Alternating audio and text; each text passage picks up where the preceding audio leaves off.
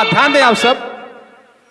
एक बार श्री कृष्ण कन्हैया लाल बलदेव के साथ मथुरा पहुंचे धनुष यज्ञ में।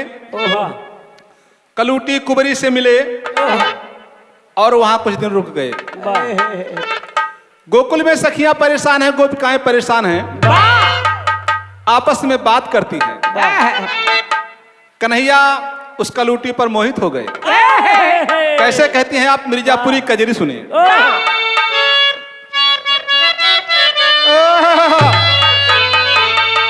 हरे नंदलाल नाही बतिया का ख्याल किए, जाके बड़ बवाल किए ना। नंदलाल नहीं बतिया का ख्याल किए, जाके बड़ बवाल किए।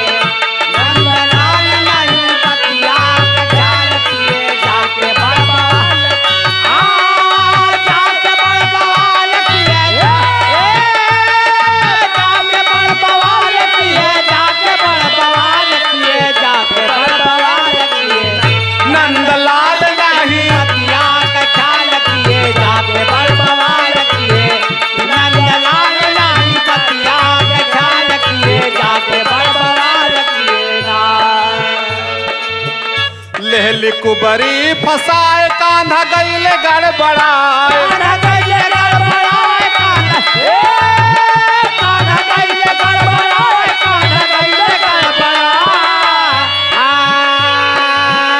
वही कलूटी संग, वही कलूटी संग प्यार करी कमाल किए, जाके बड़ बवाल किए ना। वही कलूटी संग प्यार कर कमाल किए, जाके बड़ बवाल किए। वही कलूटी संग प्यार कर कमाल किए, जाके बड़ बवाल किए।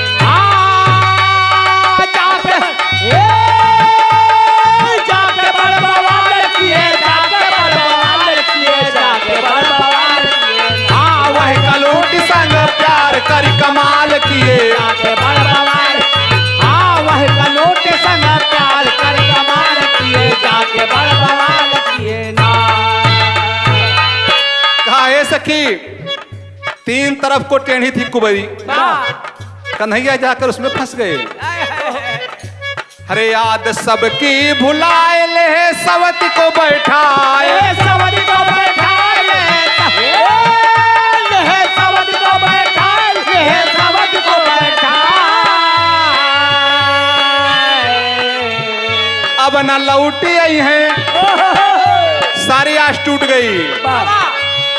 अब न लौटी आई है, धोखा नंदलाल किए, जाके बड़ बवाल किए ना।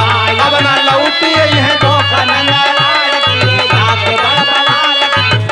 अब न लौटी आई है, धोखा नंदलाल किए, जाके बड़ बवाल किए ना। नहीं ठीक रूप रंग, लाल चेहरा बेढंग। रहा चेहरा बेढंग, रहा चेहरा रहा चेहरा बेरंग, रहा चेहरा बेरंग।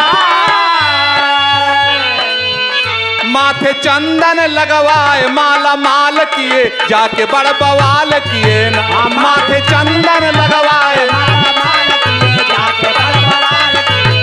माथे चंदन लगवाए, माला माल किए, जाके बड़ बवाल किए ना।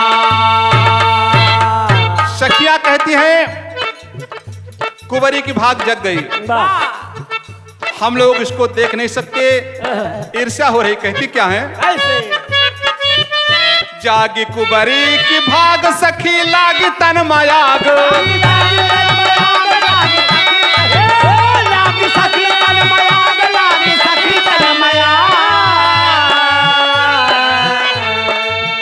प्रेम भूल जाओ,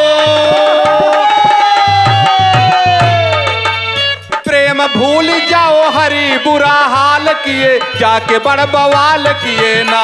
प्रेम भूल जाओ,